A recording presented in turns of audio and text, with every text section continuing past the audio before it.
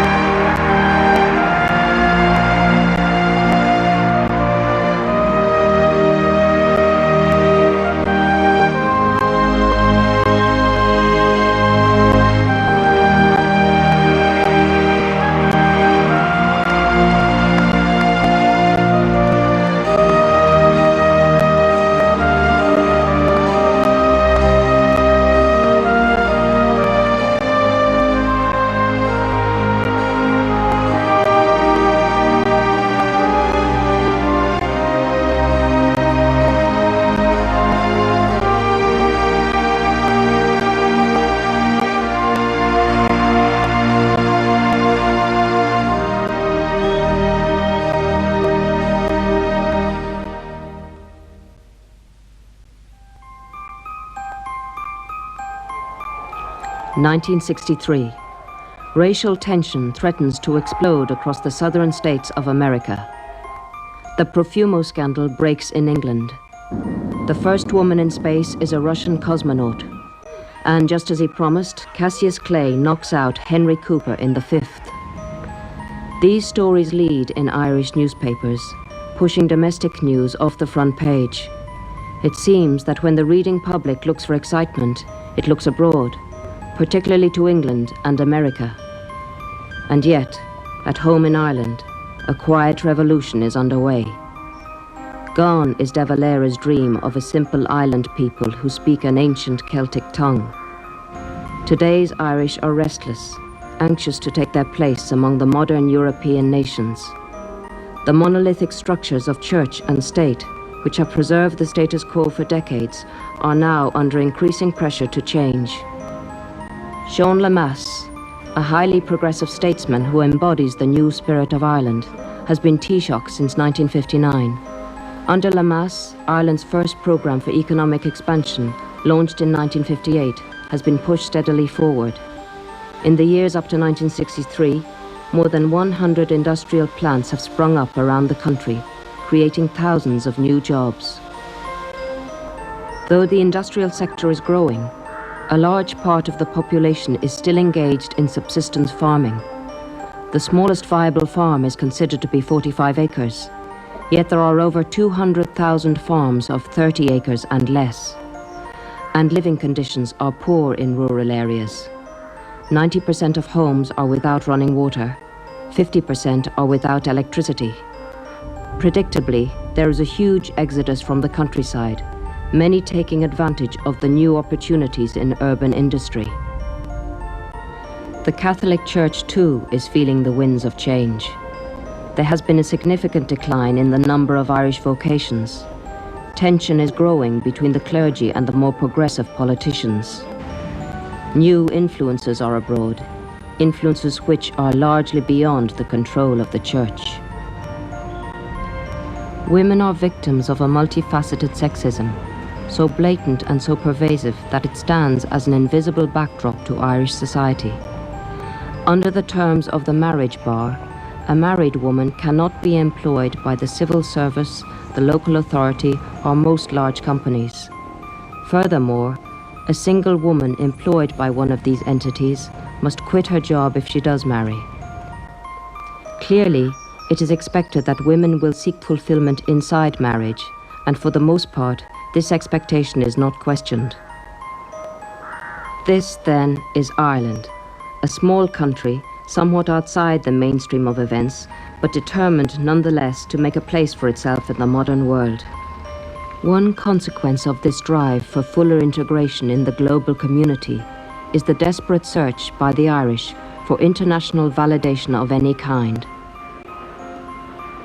John Fitzgerald Kennedy, a man who has risen to the highest of stations and who openly acknowledges his Irish Catholic ancestry, is therefore a potent figure. So when the 35th President of the United States arrived in Ireland on the 26th of June, 1963, the welcome he received was, at the same time, astonishing and predictable.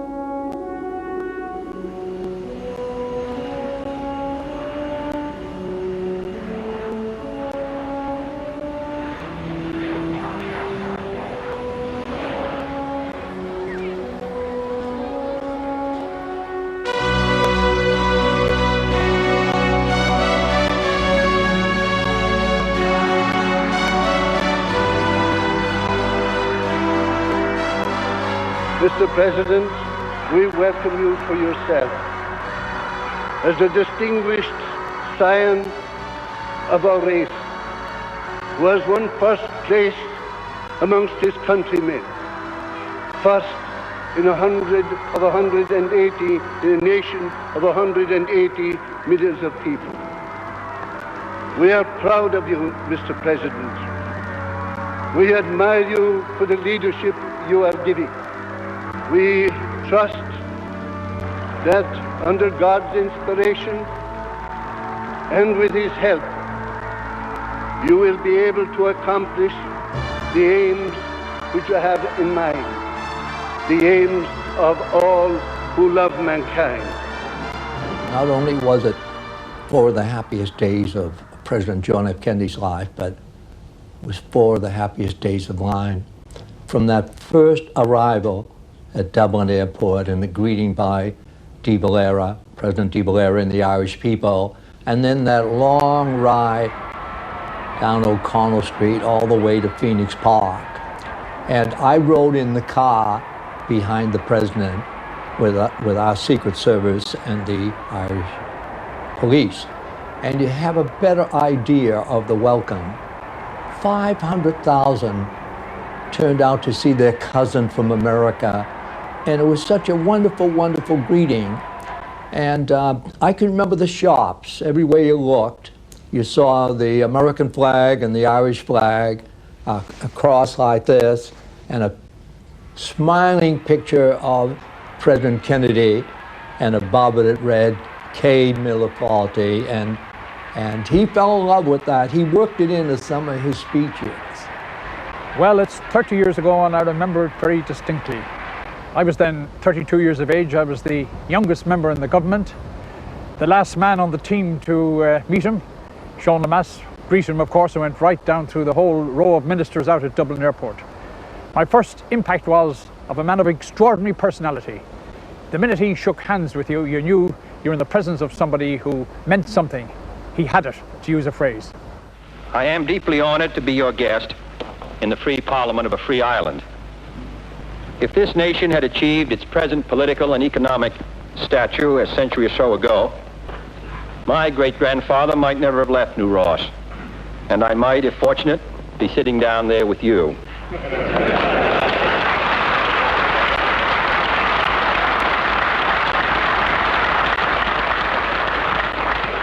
Of course, if your own president had never left Brooklyn, he might be standing up here instead of me. The reaction all over the world to Kennedy, and more especially the culmination of his own instinctive power and strength when he overcame the really terrifying Cuban crisis with the Russians at the height of their power as well. All these factors made Kennedy a tremendous figure of almost superhuman and international world strength when he arrived. You're talking in terms of Alexander the Great, Julius Caesar. Now, these may be exaggerations, but in 100 or 200 years' time, the significance will be realized. It's hard to understand now the semi-hysteria that was about at the time about him coming. He was the first American president to visit this country, I think, and he was also Irish and Catholic, and I suppose every single man, woman and child had been rooting for him to win the election. I myself, I don't like that sort of thing, so I decided to get as far away from Dublin on the day of the visit as I could. So I took the boat to the Aran Islands, which is as far away as I could afford to go. And while we were, I remember it was a fine day because we were all up on deck on the boat, and some idiot had a radio with him, and we got the full belt of the speech. Everything I tried to avoid, I got anyway. But there was a lot of. I suppose it was a big day for Ireland when you consider it in retrospect. It was a great honour, there were a lot of little countries that he didn't go to. So, you know, not to be too cranky about it, I suppose a lot of the hoo-ha was justified, but I think we go overboard on that sort of thing. We certainly went overboard when he came to Ireland.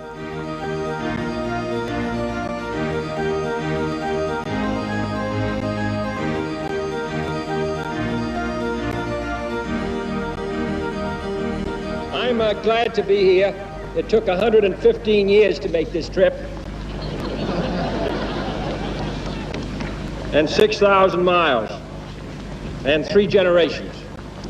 But I'm proud to be here, and I appreciate the warm welcome you've given to all of us.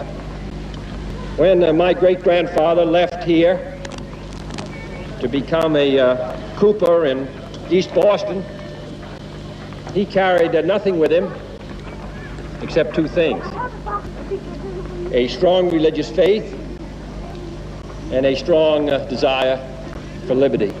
We went to New Ross, which is in County Wexford, and that is the place where actually Kennedy's great-grandfather had sailed to the United States about 100 years earlier, and that was a very important place that John Kennedy was going to. And we had a meeting with a man, I think his name was Minahan, who was the leader of the New Ross region. And at one point he said, you know, we're not going to change this city. This is an Irish city. We're not going to change it. Well, I wasn't going to argue with him about that. But I noticed that about 25 yards away from where John Kennedy was going to speak at New Ross, there was a huge pile of dung. And so I said, well, do you mind moving the dung away? No, he says, that's Irish dung. It's going to stay there. And it did stay there. The only thing I remember about being in New Ross was that I was clambering up a scaffolding, again in the midst of throngs and throngs of people, and the place going wild, and he talked about emigration, and he talked about his family having left those shores to go to America, and he identified very much indeed with the people down in that direction. And then something went wrong with the microphones or the sound or something, and I remember Andy Minahan doing his celebrated, oh, we're all in queer trouble now, or words to that effect.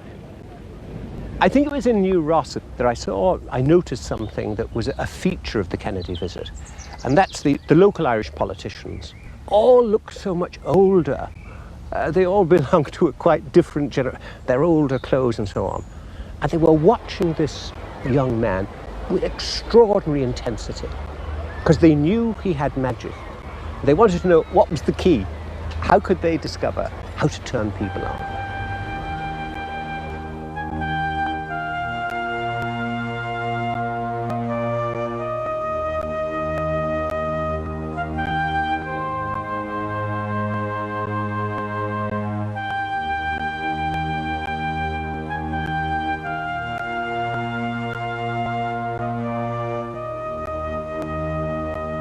After speaking in New Ross, we took a motorcade to Duncanstown, and would you believe it?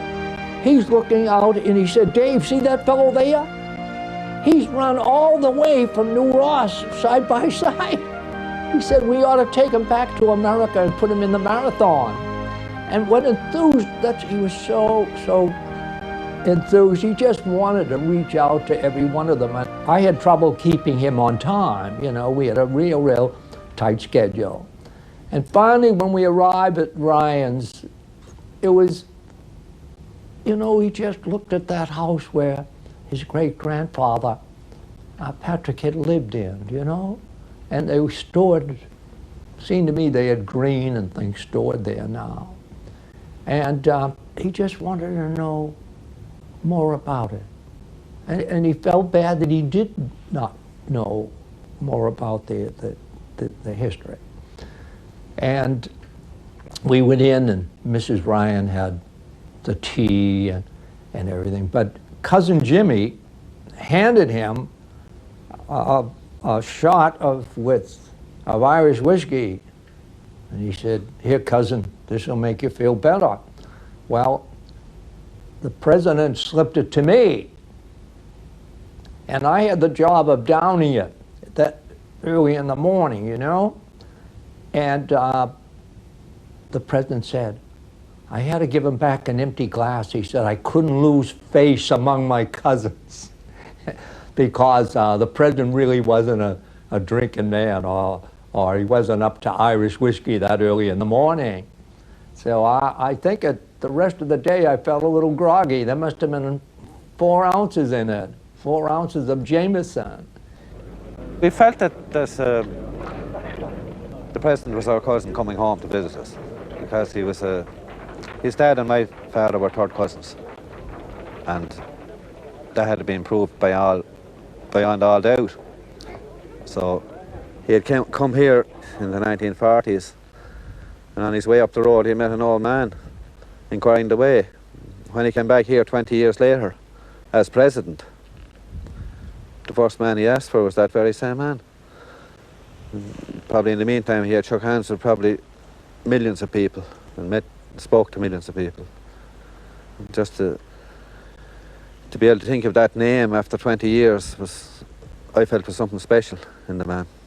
He was reminiscing again about the trip to Ireland and telling us how really much he had liked it, and when he went, I think he had really no expectations. I think he didn't know exactly what he would find, and you know, as a lot of Irish Americans do, the Irish America are very different from the Irish, and if you grow up in a strongly Irish American world, which Boston is, certainly in other cities, you do have a sense that that's Irish, and then you go to Ireland, and so many people have this same misconception, and then they realize that it's not Ireland at all, and it's very different in many, many ways. But anyway, and he realized that difference and felt it, and did have a lovely time on that trip. And he was standing there laughing, and he said, you know, everybody always is asking me what I'll do when I finish my 8 years in the White House, because I'll be too young a man to retire. And he said, and now I know. He said, just before I leave, I'm going to sign a piece of paper appointing myself the American ambassador to Ireland.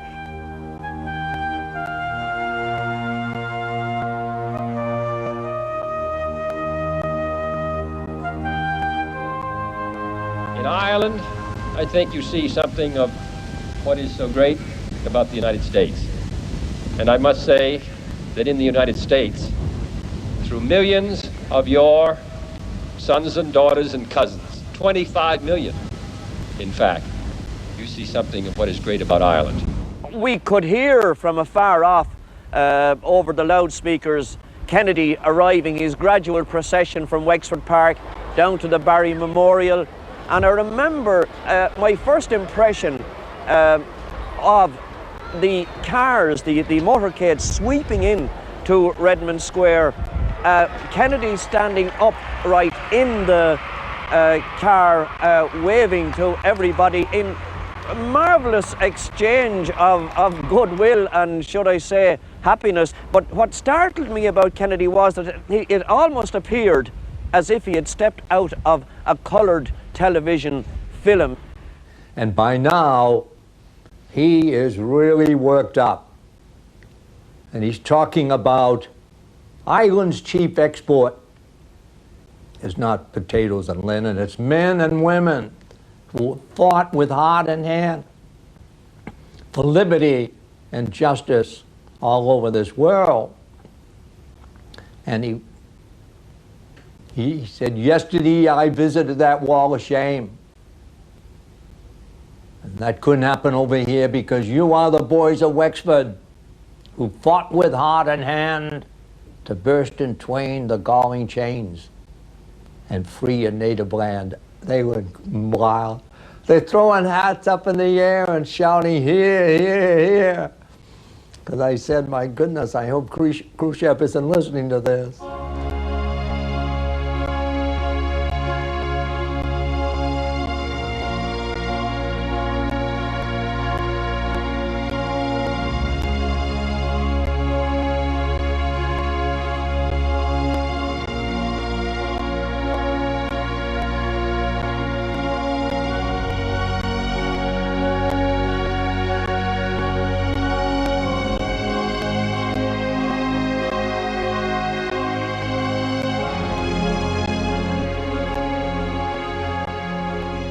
I am glad, therefore, that Ireland is moving in the mainstream of current world events. For I sincerely believe that your future is as promising as your past is proud. and that your destiny lies not as a peaceful island in a sea of troubles, but as a maker and a shaper of world peace. I think what people may have forgotten about that Kennedy visit was it was almost like a royal progression with a court and courtiers and a lot of fanfare, helicopters flying all over the place. There was a huge air of excitement about it all. And that extended not just to the people of Ireland, but to the press of Ireland as well. I think that we didn't want to see any harm in anything that was going on. For instance, before Kennedy came here at all, a group of press people were sent over from the White House, and security people were sent over, and they were staying in the Intercontinental Hotel, what's now Jury's Hotel. And people were so hyped up about the whole thing, they were actually going up to have a look at the Secret Service men in the Intercontinental Hotel. And some fella in a bar, in one of the bars in Jury's, a few jars on him, said to one of these Secret Service men, you know, you fellas are just the effing new Romans. The Secret Service man pulled his gun on this fella. Now, it's an indication of how much goodwill there was towards it. That story never appeared in a single newspaper, not one. An incident in Ivy House on Stephen's Green. He was at a dinner given by the Minister for External Affairs about 12:30 at night. He came out. There were thousands of people at that time around Stephen's Green. They were actually in the green, up on the trees, lampposts, railings, you name it, on one another's shoulders. He came out, he stood on the steps, and everyone started clapping. He completely ignored the security, ran down the steps, over the cars, over the bonnet of a car actually, across the road and straight into the crowd of people. The people that were looking after him, the FBI and our own guards, were completely taken by surprise. It ended up where one particular guard on a motorbike had to turn into the crowd and try and surround him on his own to get the people away from him. Talking to the FBI, they were telling us the only thing they were worried about was that people were so friendly, they were clapping him on the back, shaking his hand, pulling and dragging at him, and they were terrified he'd be injured. Not purposely, accidentally, the people being so friendly.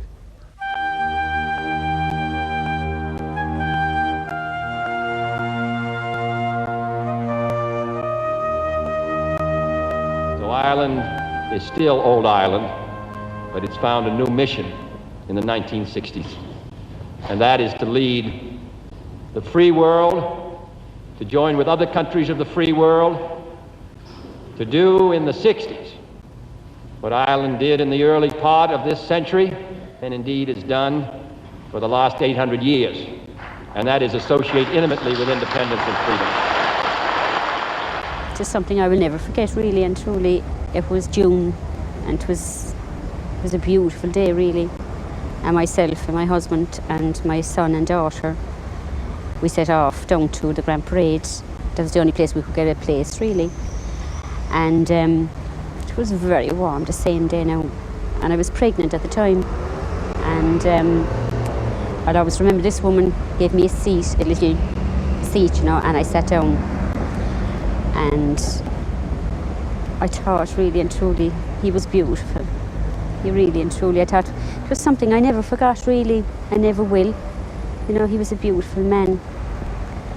And to see all the crowds with their stars and stripes, little flags, you know, they were selling them the same day in Cork. Cork was at a standstill, really and truly. You know, I think every shop in Cork City and every factory in Cork City were closed the same day. And it was really beautiful. It was a strange time. I sometimes wonder whether we would be as naive now as we were then, whether Kennedy or any American president would get the same sort of welcome. But in those days, we certainly thought, here's this marvelous man, good looking, lovely teeth, lots of hair, quick intellect, beautiful wife, lovely children, an Irishman and a Catholic. I mean, this is terribly important. And he could have been any of our cousins.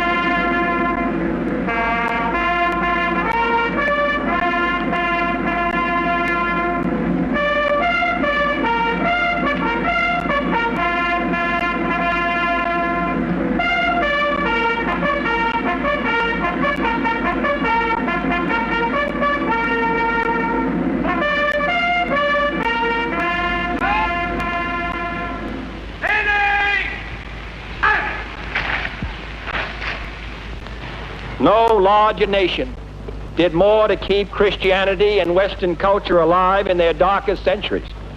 No larger nation did more to spark the cause of American independence, and independence indeed around the world. And no larger nation has ever provided the world with more literary or artistic genius. This is an extraordinary country. George Bernard Shaw, speaking as an Irishman, summed up an approach to life. Other people, he said, see things and say, why? But I dream things that never were, and I say, why not? We were waiting for him to come down to his car, and we saw my sister spotted Pierre Salinger, and his press secretary, and she said to go over and ask him for his autograph. So I went over to him and I said, could you get me President Kennedy's autograph? And he said, get it yourself. I said, you must be joking, how could I go and ask him for his autograph? No, he said, go over and get it yourself. That he's that type of man, he give it to you. He said, I have a paper and pencil ready, or a pen ready, and don't delay him. So I was waiting for him to come down, and when I got as far as his car, the Secret Service men, they shoved me away, I couldn't go near him. So he sat into the car, and I held up the notebook and the barrow, and he did this to me. So I handed it over to him, and he signed the autograph and gave me a big smile and handed it back to me and drove away. So when he was gone, I was surrounded by photographers from all over the place, and journalists interviewing me, and it was my only 5 minutes to fame that I'll ever have. For young people, it was an ideal, it was a vision that absolutely exhilarated them after the kind of bleakness of what they were used to. And this was only the beginning of young people finding an identity of their own, and he was actually in the beginning of a youth culture, that was followed on by pop music, particularly by the Beatles and by that whole area. And his setting up the Peace Corps, for instance, was an acknowledgement of youth as well. His whole appeal during his presidential address, which was riveting, the fact that this man used poetry, and particularly for Irish poetry, that he knew philosophy, and that poetry was so different from our usual concept of the politicians, and particularly maybe Irish politicians at that stage, that we were absolutely bowled over.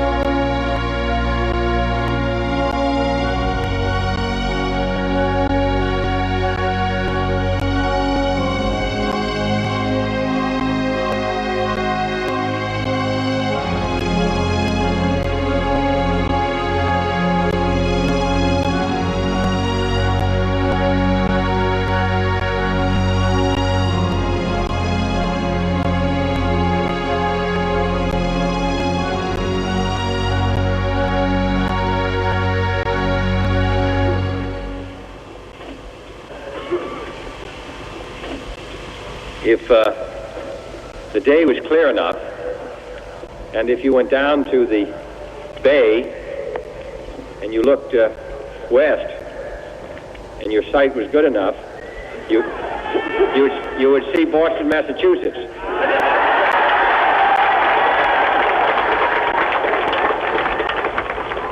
And if you did, you'd see down working on the docks there Dohertys and Flahertys and Ryans and cousins of yours who have gone to Boston and made good. I wonder if you could perhaps let me know how many of you here have a relative in America who you would admit to, if you'd hold up your hand.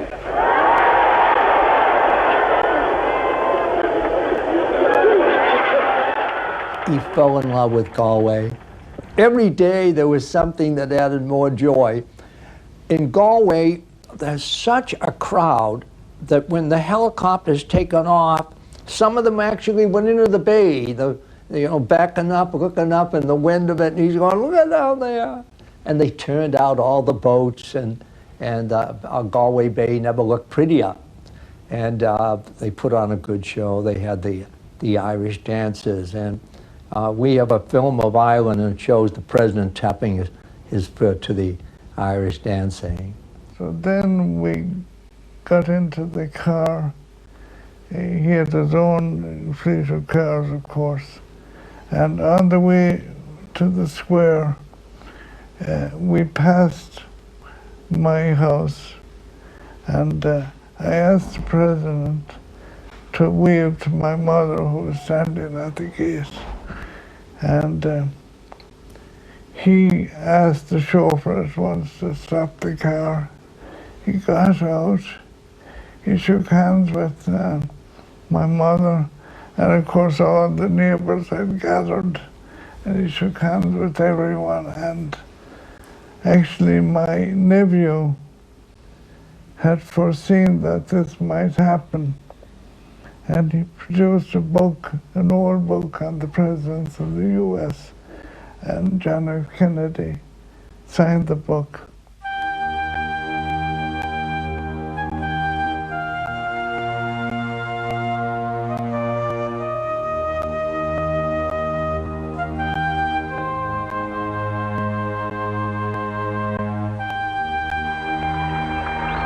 I asked your distinguished ambassador to the United States, Ambassador Kearney, where is he?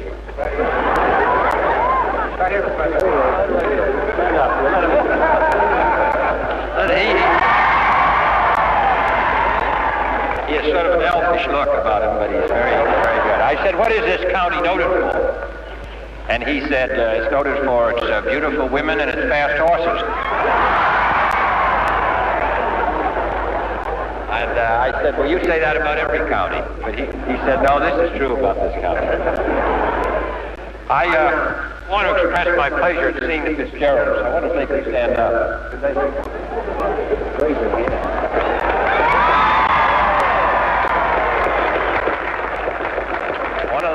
One of them looks just like Grandpa.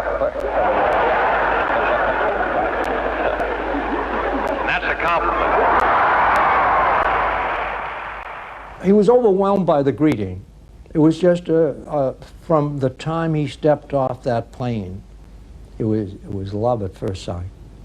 He fell in love with Ireland more and more after 4 days, and the Irish people fell in love with him. And the thing is that we talked about riding home the plane. We talked about it that summer out in the boat in July and August, relaxing. And you know, he says he wanted, Jackie didn't make the trip, and every time we're together, he said, tell Jackie more about Ireland, how the nuns were dancing on O'Connell Street, and about the wonderful Irish ladies holding up rosary beads and saying, God bless you, and the men with their children on their shoulders, you know? And it was such a proud day on it, because he was one of theirs, and he knew it and they knew it.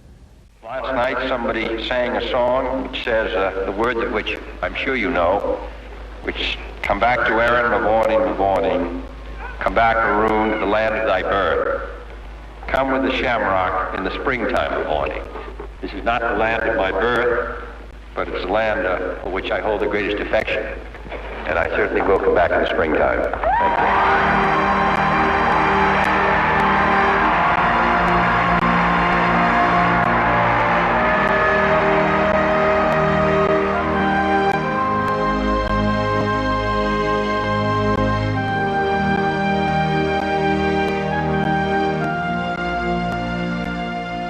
He was one of their own.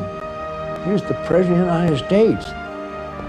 Actually, you could say that the Irish people elected him president, and now he was going home to thank their cousins. And, but, you know, it's the kind of a welcome you'd give a cousin, you know, just like in the poem. Years of exile, years of pain. Oh, to see old Shannon's face again. Well, he's part of that. He was coming back to them, and they felt it. Because it wasn't just the young. He went up to the youngest and the oldest person in Ireland was proud of him. Tis it is the Shannon's brightly glancing stream, brightly gleaming. silent in the morning beam, oh, the sight in transit.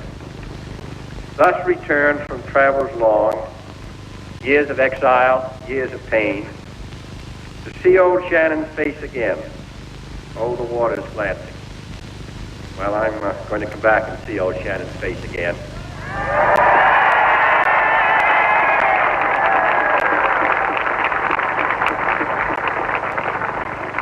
And I'm taking, as I go back to America, all of you with me. Thank you.